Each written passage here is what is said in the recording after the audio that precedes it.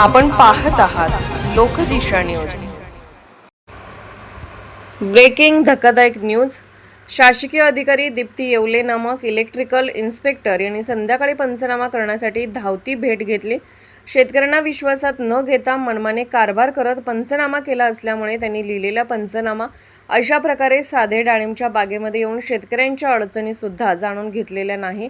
चारचाकीमध्ये येऊन 5 मिनिटात निघून गेले। शेतकरी यांना विश्वासात न घेता जत तालुक्यामधील जळीत अपघात डाळिंब बागेमधील पंचनामा व्यवस्थित केला नसल्यामुळे शेतकऱ्यांमध्ये संतापाची लाट उसळलेली आहे।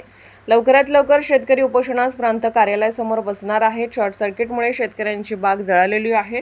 कोणत्याही नुकसान मिळाली नसल्यामुळे तहसीलदार व सर्कल पंचनाम्यानुसार भरपाई मिळावी अशी सर्व शेतकरी संघटनेतून मागणी होत आहे। तरी त्वरित आमदार साहेब व खासदार साहेबांनी लक्ष घालावे अशी विनंती शेतकऱ्यातून होत आहे। मी अंबण्णा लक्ष्मण माळी शेतकरी या ठिकाणी 100/2 या क्षेत्रामध्ये या MSCBच्या या एक टीसी नादुरुस्त टीसीमुळे ठिणगी पडून 1 ते 1.5 एकर बाग जळून खाक झालेला आहे।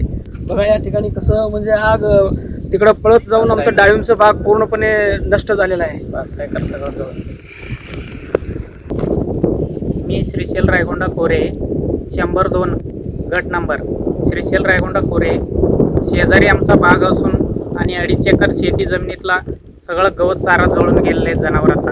नादुरुस्त टीसीमुळे 100 गाव त्यांच्याकडे तक्रार करून MSCB दुर्लक्ष करीत आहे। या शेतकऱ्याकडं ॲडिशनल टीसी बसून दुसरा टीसीची बसवण्याची व्यवस्था त्यांनी करावा। हा टीसीला लोड येऊन हा स्पार्किंग होऊन सर्व शेतकऱ्याची 5-6 एकर ते 10 एकर जमीन सगळं जळून गेलेला आहे। जमिनीवरचा हा चारा जनावरांचा चारा जळून गेलेला आहे, पूर्णपणे खाक झालेला आहे।